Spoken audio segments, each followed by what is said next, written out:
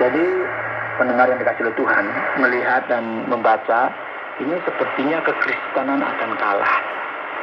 Ya, sepertinya banyak orang akan melihat saatnya untuk menumpas dan memberantas kekristenan. Dikarenakan apa? Adanya nabi-nabi palsu dan penganiayaan yang besar dan intoleransi yang nyata-nyata dan terbuka melawan orang-orang yang percaya. Saudara, memang akan membuat kita menjadi takut. Namun ingatlah, pada saat itu anak manusia, yaitu Yesus Kristus, akan datang kedua kalinya sebagai Tuhan yang dipermuliakan dan bukan lagi sebagai domba yang telah dikirim ke tempat penyembelihan. Ya, dia akan datang sebagai Tuhan yang penuh dengan kuasa. Dia akan menghimpun orang-orang pilihannya dari segala penjuru dunia. Saudara, perhatikan firman ini. Tariklah pelajaran dari perumpamaan tentang pohon ara. Apabila ranting-rantingnya melembut dan mulai bertunas, kamu tahu bahwa musim panas sudah dekat. Demikian juga jika kamu lihat hal-hal itu terjadi, ketahuilah bahwa waktunya sudah datang, sudah diambang pintu. Jadi pendengar yang dikasihi oleh Tuhan, perkataan Yesus menuntut perhatian dari kita. Kita harus benar-benar memperhatikan cara. Ketika gambaran situasi mulai terjadi dengan cara seperti ini yang telah saya sampaikan tadi, kita perlu siaga, memperhatikan, karena kesudahannya sudah semakin dekat. Aku berkata kepadamu, sesungguhnya angkatan ini tidak akan berlalu sebelum semuanya itu terjadi. Langit dan bumi akan berlalu, tetapi perkataanku tidak akan berlalu. Dengan kata lain, Yesus menyatakan dengan penuh kepastian dan jaminan bahwa hal-hal ini akan terjadi. Baik, ya, setelah mendengar hal ini, kita jadi khawatir ya. Apa yang harus kita perbuat? Nah, Yesus memberikan sebuah peringatan lainnya bagi kita tentang hal ini. Tapi tentang hari atau saat itu tidak seorang pun yang tahu. Malaikat-malaikat di surga tidak, dan anak pun tidak, hanya Bapa saja. Hati-hatilah dan berjaga-jagalah, sebab kamu tidak tahu bila manakah waktunya tiba. Saudara, Yesus menyatakan dengan jelas bahwa tidak benar, tidak bisa jika kita berusaha mencari tahu atau menebak tanggal dan jam kedatangannya kembali. Banyak orang sepanjang sejarah kekristenan mungkin pernah kita membaca, mendengar, menyaksikan, mereka berusaha untuk menetapkan tanggal kedatangan Yesus kembali. Prosedur yang keliru ini, yang tidak mempertimbangkan dengan baik apa kata teks firman Tuhan, yakni perkataan Kristus sendiri, itu keliru. Dan siapapun juga tidak boleh mencoba melakukan hal tersebut. Jadi tebak-tebak kapan dia datang, melewat tanggal sekian, tahun sekian. Ya, Yesus akan kembali pada suatu saat yang kita tidak ketahui. Seperti teks berkata, dan halnya sama seperti seorang yang bepergian, yang meninggalkan rumahnya dan menyerahkan tanggung jawab kepada hamba-hambanya, masing-masing dengan tugasnya, dan memerintahkan penunggu pintu supaya berjaga-jaga. Karena itu berjaga-jagalah, sebab kamu tidak tahu bila manakah tuan rumah itu pulang, menjelang malam, atau tengah malam, atau larut malam, atau pagi-pagi buta, supaya kalau ia tiba-tiba datang, jangan kamu didapatinya sedang tidur.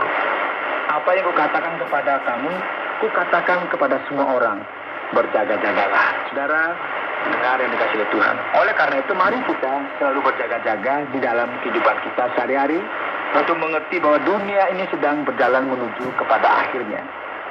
Tidak benar bahwa hal-hal akan berlangsung dalam suatu rentetan kejadian tanpa akhir, yang tak berkesudahan, bahwa dunia sebenarnya senantiasa seperti apa adanya, dan kita dalam sebuah proses yang normal saja.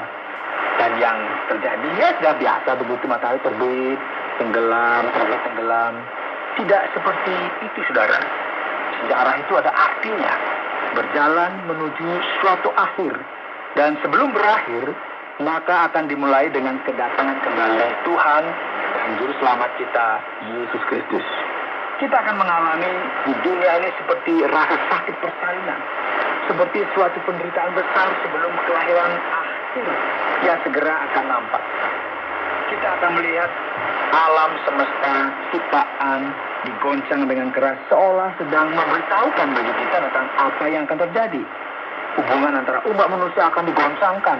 Akan terdapat satu sikap jahat yang terus berkembang sejalan dengan penampakan atau munculnya nabi-nabi palsu, bahkan antikristus itu sendiri.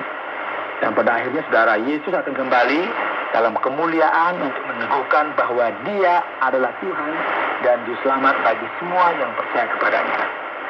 Siapkan diri Anda, pendengar yang dikasihi oleh Tuhan, karena Markus 13 menunjukkan bagi kita bahwa dengan segera kita akan berhadapan dengan kenyataan kesudahan.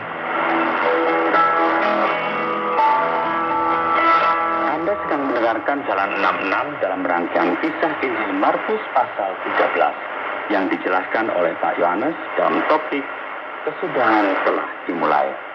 Muncul sebuah pertanyaan, Pak Yohanes, mengapa kehancuran bait Allah menandai awalnya akhir zaman? Begini Pak Oti, memang kita akan menemukan di sini bahwa semua mulai dipersoalkan dan diperdebatkan. Mari kita memahami arti dari bait Allah. Bait Allah itu adalah tanda dari kesatuan keagamaan umat Israel.